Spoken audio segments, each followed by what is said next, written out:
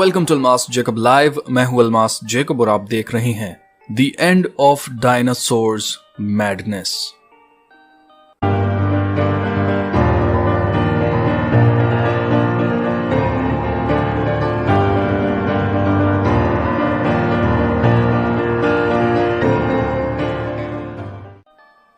क्या आपने कभी सोचा है इस दुनिया में हमें साइंस के नाम पर जो कुछ सिखाया या पढ़ाया जा रहा है, क्या वो हकीकत में वजूद रखता भी है या नहीं?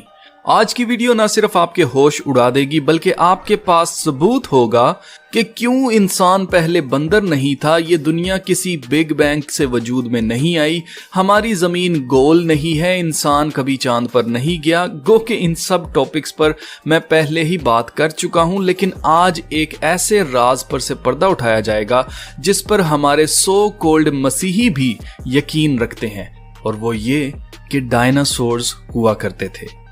इससे पहले कि मैं डायनासोर्स का सच आपको बताना शुरू करूं, मैं पहले खुदा के कलाम की इस आयत को, जिसे लेकर कुछ लोग जबरदस्ती साबित करने की कोशिश करते हैं कि डायनासोर्स का जिक्र बाइबल में मौजूद है, जरा इस पर बात कर लेते हैं। मुझे कई दोस्तों ने कमेंट्स में अयूब नबी की किताब बुक ऑफ जॉब चैप्टर 40 और वर्स 15 कोट की है, और उनका कहना है कि जी यहाँ पर जिक्र है डायनासोर्स का।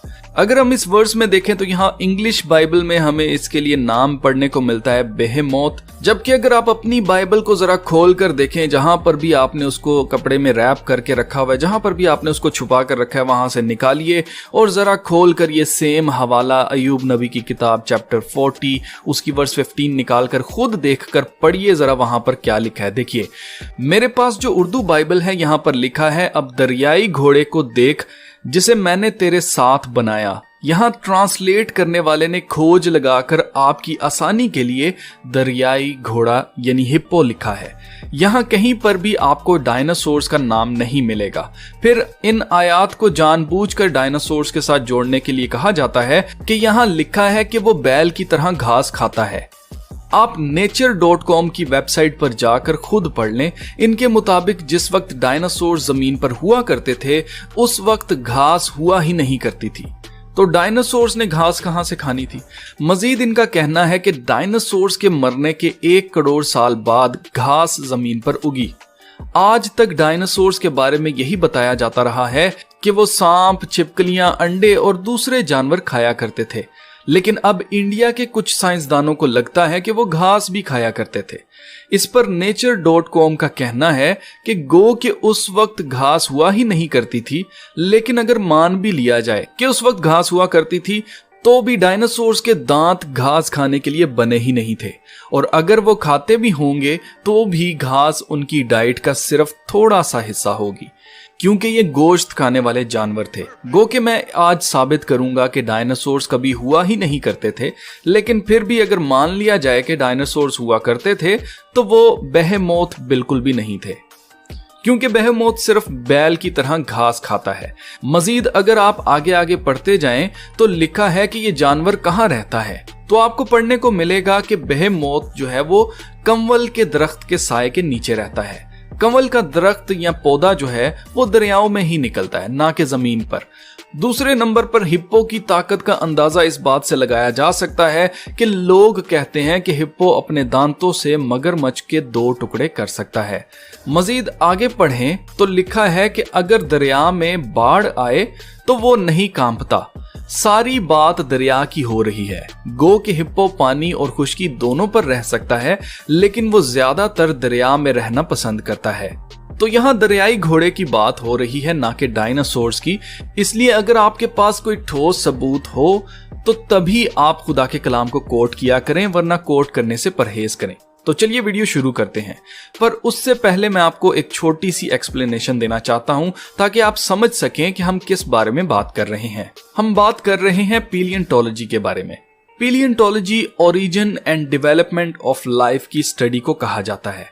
पैलियोंटोलॉजी वो पढ़ाई है जिसमें पढ़ने वाले को जिंदगी कैसे शुरू हुई और आगे कैसे बनती गई ये सिखाया जाता है। विकिपीडिया पर पैलियोंटोलॉजी के बारे में ये लिखा है, When trying to explain the past, paleontologists and other historical scientists often construct a set of one or more hypotheses about the causes and then look for a smoking gun, a piece of evidence that strongly accords with one hypothesis over any others. Sometimes researchers discover a smoking gun by a fortunate accident during other research.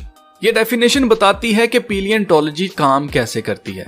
साइंसदान और तारीख पर काम करने वाले साइंसदान अक्सर hypothesis यानी मफरूजे बनाते हैं, यानी अपने जहन में सोचते हैं कि ऐसा हुआ होगा और ये एक से ज्यादा मफरूजे बनाते हैं और फिर उसे जो भी एविडेंस इनके पास होता है उसे उन मफरूजों के साथ जोड़कर देखते हैं और जो भी मफरूजा इनको अच्छा लगता है उसे चुन लेते हैं। और ये सारा प्रोसेस जिसे स्मोकिंग गन कहते हैं किसी खुशकिस्मत हादसे से इनको मिलता है जब ये किसी और रिसर्च पर काम कर रहे होते हैं। और पैलियोंटोलॉजी इसी तरह से प्रैक्टिस की जाती है।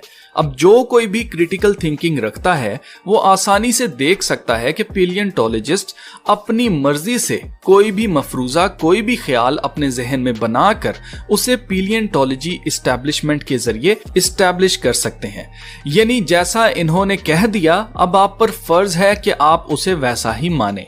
और यही स्कूल्स में टेक्स्ट बुक्स और करिकुलम के जरिए किया जा रहा है, जिसकी वजह से स्टूडेंट्स और बच्चे ब्रेन वॉश्ड हैं और वो उन्हीं बातों पर यकीन करते हैं जो उन्हें पढ़ाई जाती हैं। इसे सूडो रियलिटी कहते हैं, एक ऐसी हकीकत जो आपको हकीकत लगती है मगर हकीकत में वो रियलिटी नहीं है, एक नकली हकीकत जिसे हमें कंट्रोल किया जा सके। इसकी रीसेंट एग्जाम्पल वर्चुअल रियलिटी है, एक ऐसी नकली रियलिटी जो एग्जिस्ट नहीं करती उस पर यकीन करना, जैसे नकली गोश्त, नकली दूध वगैरह वगैरह मुस्तकबिल करीब में रियलिटी मानी जाएगी। स्कूल्स में ये रियलिटी टेक्स्ट बुक्स और टीचर्स की अथॉरिटी के जरिए कंट्रोल की जाती है। इसकी छोटी सी एग्जाम्पल ये दांत की हड्डी है जो किसी खुदाई में मिली थी। इस दांत की हड्डी को देखकर बाकी का पूरा स्केलेटन, पूरा का पूरा ढांचा अपने जहन के ख्याल से तैयार किया गया।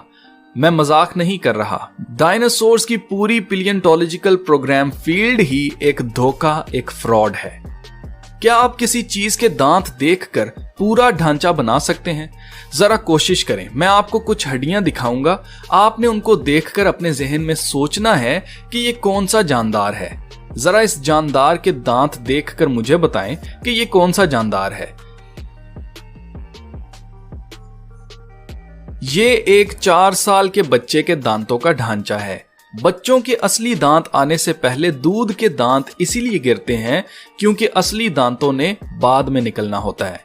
इस खोपड़ी को देखकर बताएं जरा कि ये किस जानदार की खोपड़ी है। ये बिल्ली का स्कल है। अब इस खोपड़ी को देखकर जरा बताएं। ये हिप्पो का स्कल है जिसके बारे में अभी हम थोड़ी देर पहले बात कर रहे थे, दरियाई घोड़े की। 1842 में इंग्लिश पैलियोंटोलॉजिस्ट रिचर्ड ओवन ने डायनासोर लफ्ज इजाद किया था, जिसका मतलब भी इन्होंने खुद ही बता दिया कि टेरिबल रेप्टिलियन। जिसके बाद ये मौमा मेन स्ट्रीम प्रेस के जरिए आहिस्ता आहिस्ता पूरी दुनिया में प्रमोट किया गया, जिसमें डायनासोर्स जैसे जानदारों के होने का जिक्र किया जाता रहा।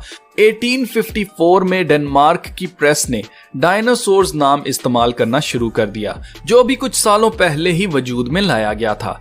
इस ख्याल को अमेरिका के बड़े बड़े न्यूज़पेपर्स में ये कहकर छापा गया कि डायनासोर्स सबसे पहले नॉर्थ अमेरिका में दरियाफ्त हुए थे।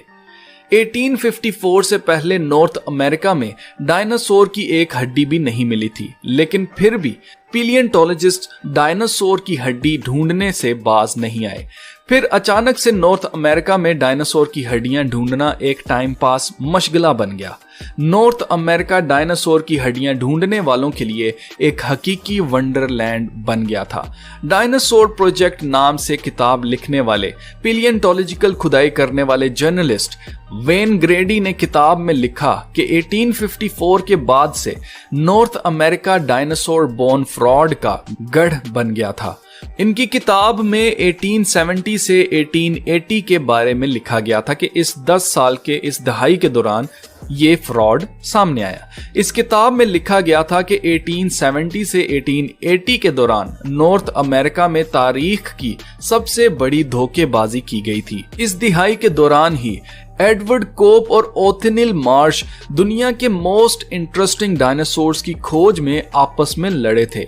ज्यादातर लोगों को लगता है कि म्यूजियम्स के अंदर पड़े हुए डायनासोर्स के ढांचे या इनकी हड्डियां रियल हैं, जबकि ये हकीकत नहीं है। पैलियोंटोलॉजिस्ट एडवाइजर जिसने स्टीवन स्पिल्सबर्ग की फिल्म जुरासिक पार्क के बनने में मदद की, जो डिस्कवरी चैनल पर चलाए जाने वाली डायनासोर डॉक्यूमेंट्रीज का होस्ट भी है, जिसका नाम डॉन लेसम है, वो हमेशा इस बात को डिफेंड करता है कि डायनासोर हड्डियां इतनी नायाब हैं कि इन्हें कहीं पर भी डिस्प्ले नहीं किया जा सकता। इनका कहना है म्यूजियम्स में हड्डियों को साफ किया जाता है, उनको रखा जाता है और हड्डियों की कॉपीज को एक दूसरे के साथ जोड़ा जाता है ताकि ढांचे बनाए जा सकें। लेकिन असली हड्डियां बहुत नायाब हैं, जिन्हें नुमाइश के लिए कहीं पर भी नहीं लगाया जा सकता। असली हड्डियां इतनी मोटी तह वाली सख्त तिजोरियों में बंद हैं, जिन्हें सिर्फ कुछ खास इंतहाई ऊंचे मुकाम वाले रिसर्चर्स ही खोल सकते हैं। उनके पास उसकी चाबी है, जिसका साफ साफ मतलब यह है कि किसी भी इंडिपेंडेंट रिसर्चर ने आज तक किसी भी डायनासोर की हड्डी को हाथ लगाकर नहीं देखा। जब भी कोई आजाद इंडिपेंडेंट रिसर्चर इन हड्डियों को स्टडी करने के लिए पैलियोंटोलॉजी एस्टेब्लिशमेंट को अप्लाई करता है तो उसे रिफ्यूजल पर रिफ्यूजल मिलता है। डायनासोर्स पर बनी फिल्मों की दुनिया और पैलियोंटोलॉजी की दुनिया बिल्कुल एक ऐसे जुड़वे बच्चे जैसी है जो एक ही बॉडी के अंदर दो सर रखते हों। आम लोगों को लगता है कि डायनासोर्स हुआ करते थे, और आम लोग ये बात किसी ठोस सबूत की बेस पर नहीं बल्कि हॉलीवुड की बनी हुई आर्टिस्टिक मूवीज, डॉक्यूमेंट्रीज, जिनमें हर डायनासोर की अलग अलग खुसूसियात रंगीन तरीके से लोगों के जहन में छापी जाती हैं, जैसे इनका रंग क्या था, वजन कितना था, जिस्म कितना बड़ा छोटा था, इन सब चीजों की बेस पर मानते हैं। ये असर होता है माइंड प्रोग्रामिंग का कि लोग किसी भी सबूत के बगैर ही एक ऐसी चीज पर ईमान रखने लग जाते हैं जो हकीकत में वजूद ही नहीं रखती। मिसाल के तौर पर नकली गोश्त, नकली दूध, नकली खुराक, मेटावर्स, वर्चुअल रियलिटी वगैरह वगैरह। डॉन लेसम, जिसने जुरासिक पार्क बनाने में मदद की थी, इसने इस बात का एतराफ किया है कि डायनासोर्स के जितने मेन करैक्टरिस्टिक्स यानी इनकी जितनी भी खसूसियात बताई जाती हैं वो सब किसी ने गैस की हैं, यानी किसी इंसान के जहन के ख्याल से डायनासोर्स को दी गई हैं। इस लिहाज से एक पल के लिए जरा ये सवाल सोच कर देखें, इन डायनासोर्स का वजन कितना होगा। डॉन लेसम का इस सवाल के जवाब में कहना है, साइंटिस्ट नहीं जानते कि डायनासोर का वजन कितना हुआ करता था। वो इन सब बातों का हिसाब लगाना पसंद नहीं करते क्योंकि उनके पास इतनी इंफॉर्मेशन नहीं है, लेकिन हर कोई चाहता है कि साइंसदान अंदाजा लगाकर बताएं। देखा जाए तो हर साल लाखों डॉलर्स डायनासोर्स के होने को मूवीज, टीवी, डॉक्यूमेंट्रीज, कार्टून्स और कॉमिक्स के जरिए प्रमोट करने के लिए खर्च किए जाते हैं। The land before time, Jurassic park, BBC की कई डायनासोर डॉक्यूमेंट्रीज वगैरह वगैरह। नेशनल ज्योग्राफिक, जिसका मालिक रूपर्ट मर्डॉक है, जो न्यूज कॉर्प जैसे स्काई न्यूज, फॉक्स न्यूज जैसे न्यूज चैनल्स का मालिक है, ये 20th सेंचुरी फॉक्स का भी मालिक था, जिसे अब डिज्नी ने 2019 में खरीद लिया था। 20th सेंचुरी फॉक्स ने 2002 में आइस एज नामी फ्रेंचाइज शुरू की थी और आपको पता है कि उसके अंदर क्या था। यूनिवर्सल स्टूडियोज, जिसने जुरासिक पार्क और द लैंड बिफोर टाइम बनाई थी, ये दोनों प्रोडक्शंस कॉमकास्ट ने प्रोड्यूस की थी, जिनके main share holders JP Morgan और रोथस्चाइल्ड की इन्वेस्टमेंट कंपनी वैनगार्ड है। रोथस्चाइल्ड फैमिली इल्यूमिनाटी के 13 खानदानों में से एक खानदान है, इसके बारे में आपको बार बार बता चुका हूं। डिस्कवरी चैनल, जिसकी मालिक कंपनी डिस्कवरी कम्युनिकेशंस है, जो BBC के टीवी शोज भी डिस्ट्रीब्यूट करती है। NM Rothschild and sons limited company Discovery Communications के फाइनेंशियल एडवाइजर्स हैं।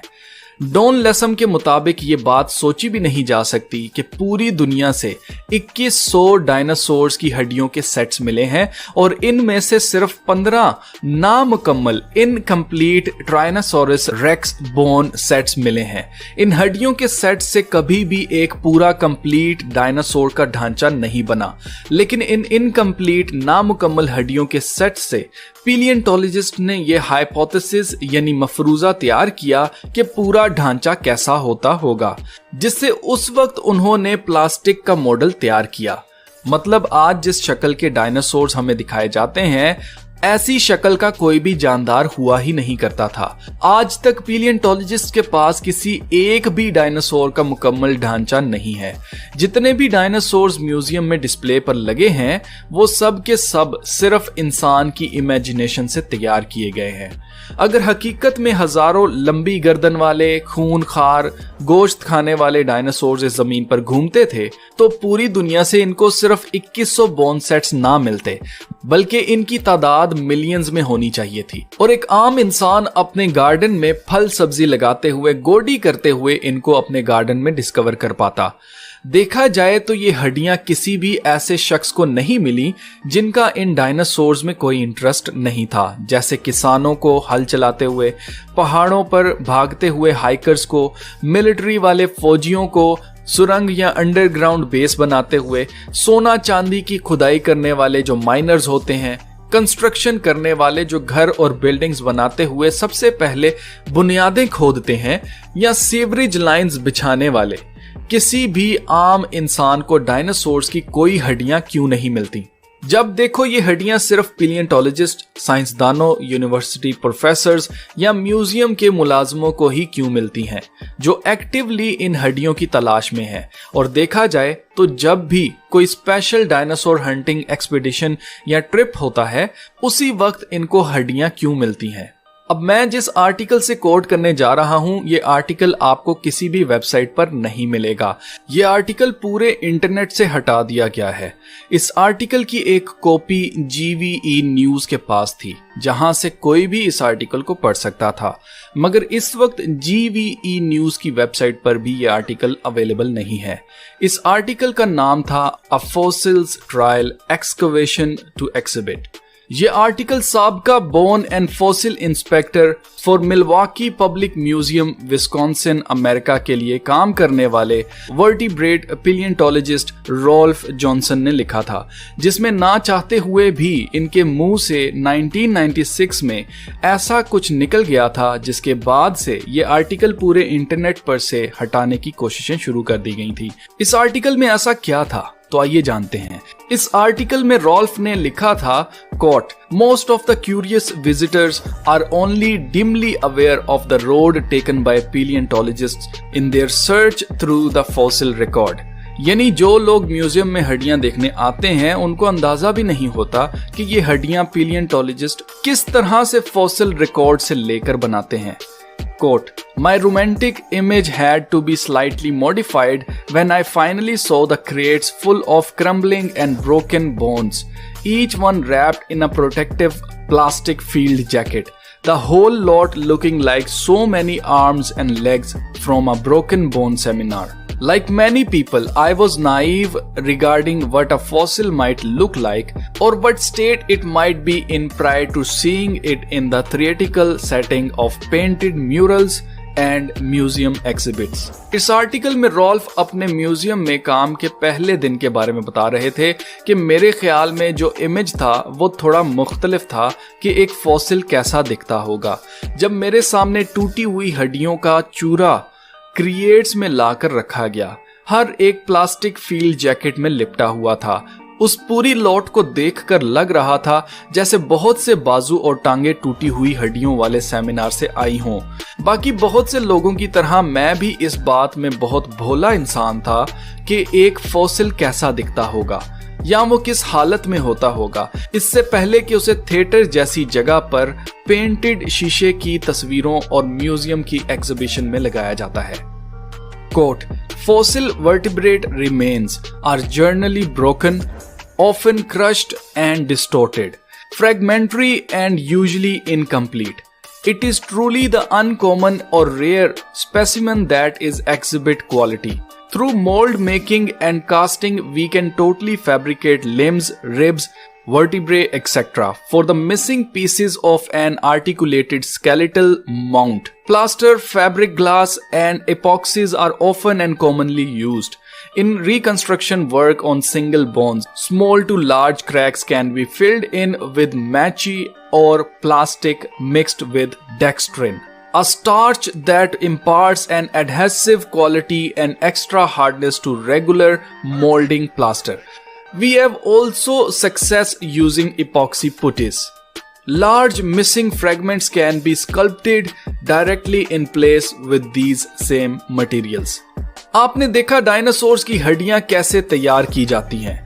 किसी सांचे में डालकर प्लास्टर, फैब्रिक ग्लास और इपॉक्सीज के जरिए इनको बनाया जाता है।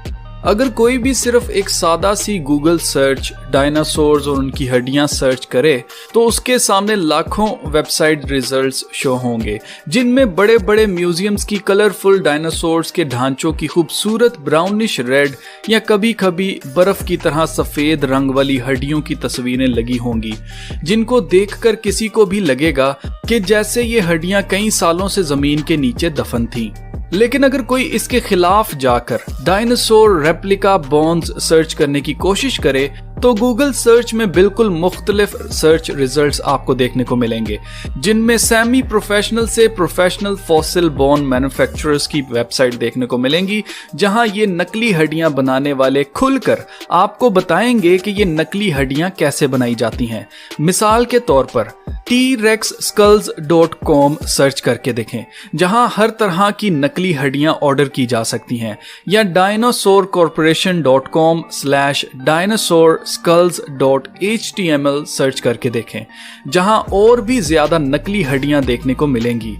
1999 में नेशनल जियोग्राफिक मैगजीन बुरी तरह से फंस गया था जब इन्होंने एक रंगीन fancy article the missing link Archaeoraptor dinosaur के नाम से छापा था, जिसका मकसद एवोल्यूशन को सही साबित करना था और इसकी जो मेन चीज है एवोल्यूशन की कि वो आहिस्ता आहिस्ता से होती है, उसको साबित करना था कि dinosaurs Aahista Aahista millions of years यानी लाखों साल में डेवलप हुए थे। प्रूफ के तौर पर एक फॉसिल की तस्वीर लगाई गई थी, जिसमें एक ऐसा फॉसिल था जिस पर एक आधे डायनासोर और आधे परिंदे जैसे नक्श छपे थे। यह धोखा उस वक्त सामने आया जब इस फॉसिल का सीटी स्कैन करके देखा गया तो पता चला कि इस फॉसिल में असली हड्डियां नहीं बल्कि अननेचुरल यानी गैर कुदरती हड्डियां इस्तेमाल हुई थीं। जब नेशनल जियोग्राफिक पर रिसर्चर्स का प्रेशर पड़ा तो इन्होंने कबूल कर लिया कि ये फॉसिल मैन मेड यानी इंसान के हाथ का बना हुआ था।